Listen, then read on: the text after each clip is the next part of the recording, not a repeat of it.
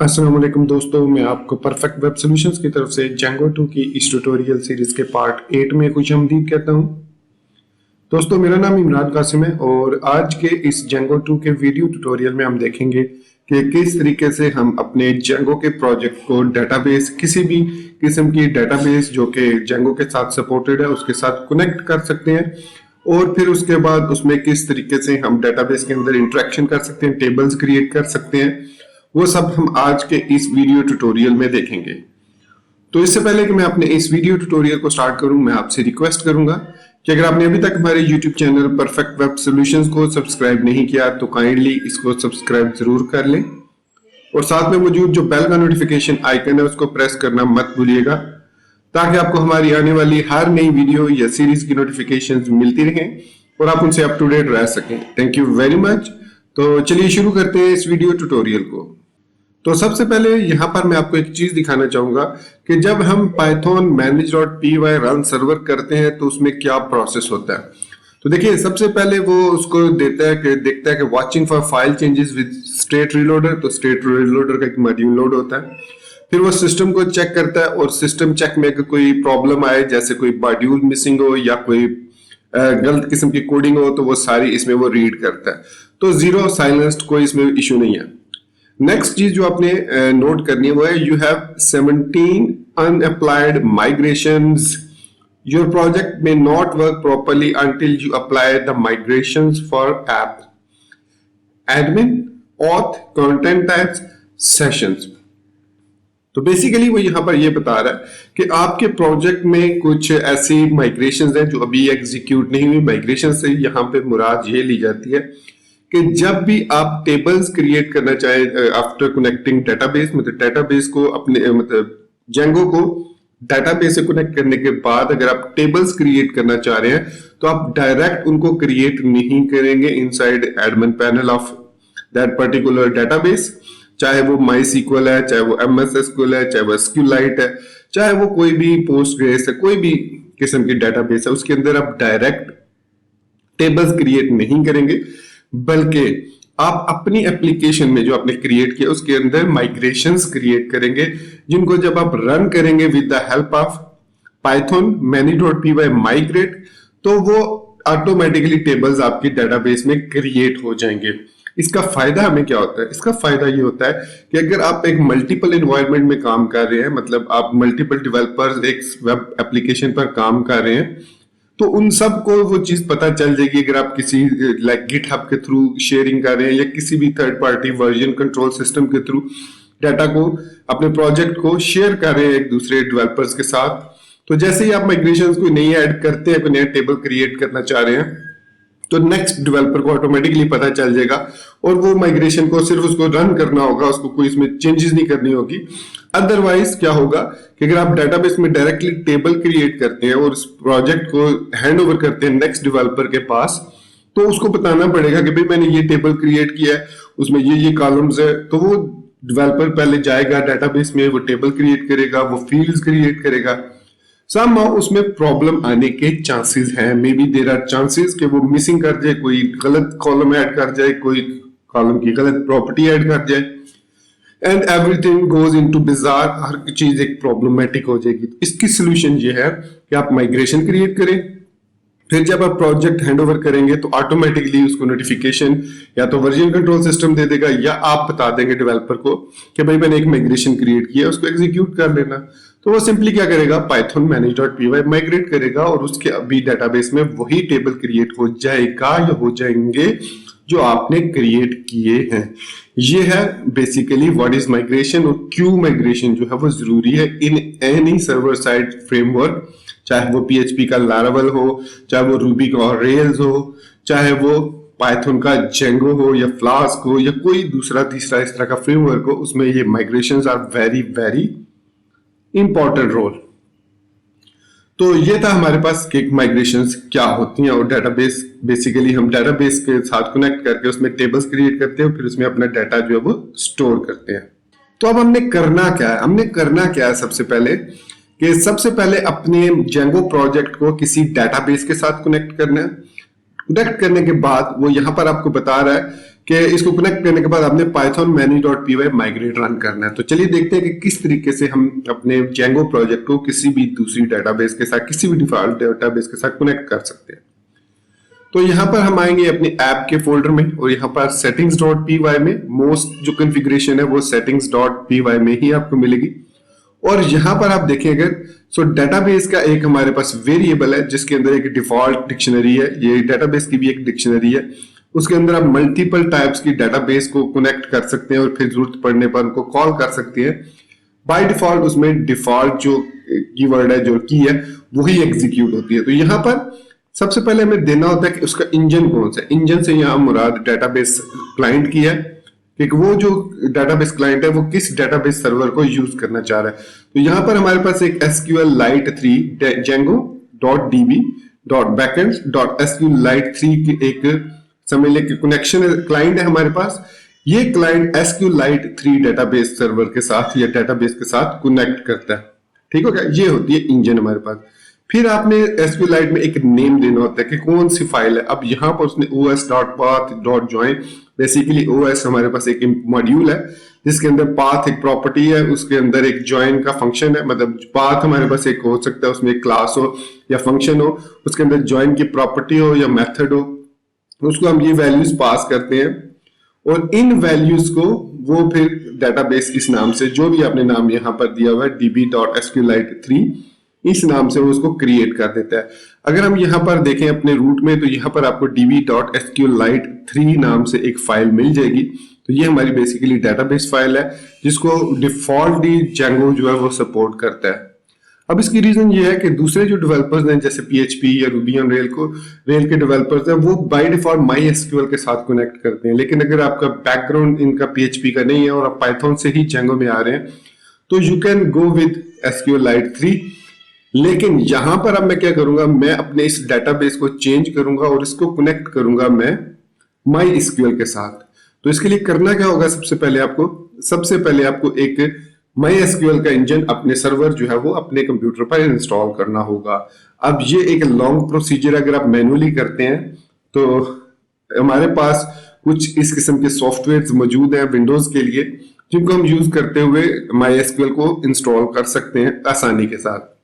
उसमें है हमारे पास वैम्प है, जैम्प है, लैम्प है, इस तरह के डिफरेंट सर्वर सॉफ्टवेयर है हमारे पास। हम इनमें से किसी को भी विंडोज में इंस्टॉल कर सकते हैं और इंस्टॉल करने के बाद उसमें MySQL को रन कर सकते हैं।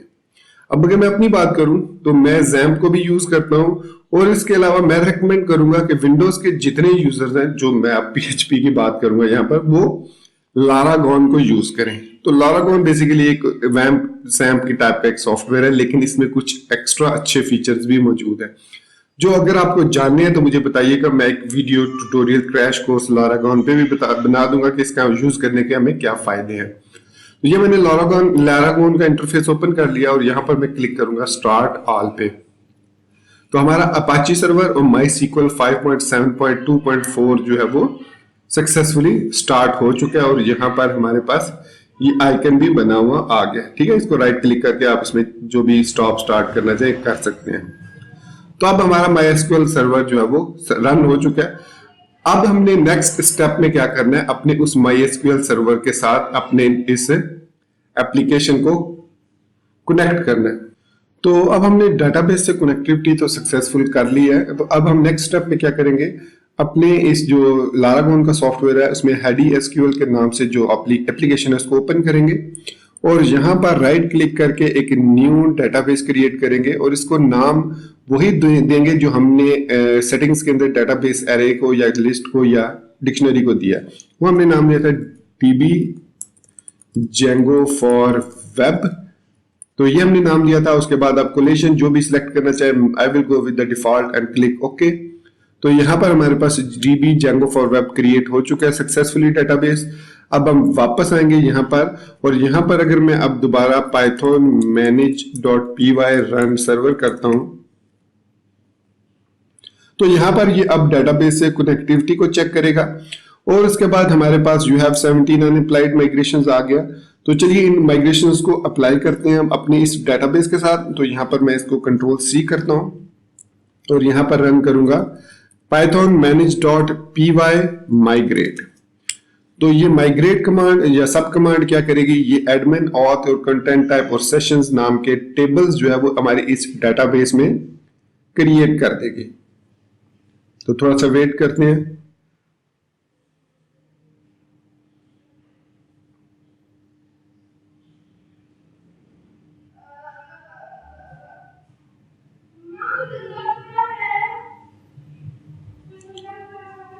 तो यहां पर हमारी माइग्रेशन है वो सक्सेसफुल हो चुकी है। और यहां पर अगर मैं वापस आऊं अपनी Django फॉर वेब में और इसको एक दफा हमें रिफ्रेश करना होगा, उसके बाद जब मैं वापस आऊंगा तो यहां पर आप देख सकते हैं हमारे सारे टेबल्स जो हैं वो सक्सेसफुली क्रिएट हो चुके हैं डेटाबेस के अंदर। तो इन डेटाबेसेस के टेबल्स के अंदर अब हमने अपना सारा काम करना है। और हम दोबारा अब यहां पर आएंगे, जब रन करेंगे python manage.py रन सर्वर, तो आप देखेंगे कि अब हमें वो जो माइग्रेशन वाला एरर पहले आ रहा था, या जो वार्निंग आ रही थी, या जो मैसेज आ रहा था, वो अब देखने को नहीं मिलेगा, क्योंकि हमने वो जो माइग्रेशंस थी वो सक्सेसफुली परफॉर्म कर लिए हैं। और अब आप देख सकते हैं नो इश्यू, जीरो साइलेंस। और उसके बाद यहाँ पर वो जो पहले 17 माइग्रेशन वाला एरर था वो, या वार्निंग या मैसेज था, वो अब नहीं आ रहा, क्योंकि हमने अपनी माइग्रेशन से सक्सेसफुली परफॉर्म कर लिए हैं और हमारी डेटाबेस के अंदर वो सारे टेबल्स क्रिएट हो चुके हैं। तो अब नेक्स्ट स्टेप में मैं आपको यहाँ पर एक और चीज दिखाता चलूं कि हमारे पास जो सर्वर है, जो ये रन हो रहा है, यहाँ पर हमें एक राउट मिलता है जो हमने यहाँ पर देखा था अपने urls.py फाइल में /admin के साथ। तो ये बेसिकली एडमिन पैनल होता है जो बाय डिफॉल्ट Django के साथ हमें प्रोवाइड किया जाता है, ये वाला एडमिन पैनल। इसको हम देखते हैं कि इसमें क्या कुछ होता है और इसको हम कैसे यूज करते हैं। सो यहां पर हम आएंगे urls.py में, और यहां पर ब्राउजर के अंदर हम लिखेंगे localhost:8000/admin। तो हम एडमिन पैनल पर चले जाएंगे।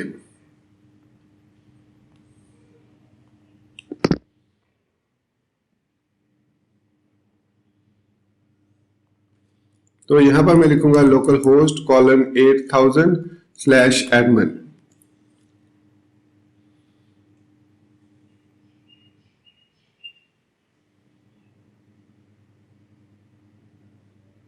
तो यहां पर अब मैं साइट एडमिन पे आ चुका हूं। यहां पर हमें देना है यूजर नेम और पासवर्ड।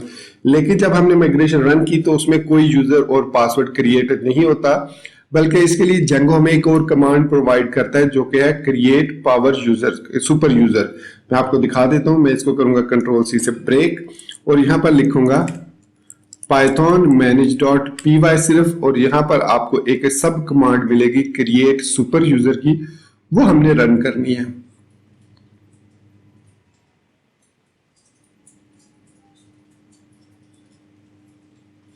तो यहां पर अब हम इसको स्क्रॉल अप करते हैं।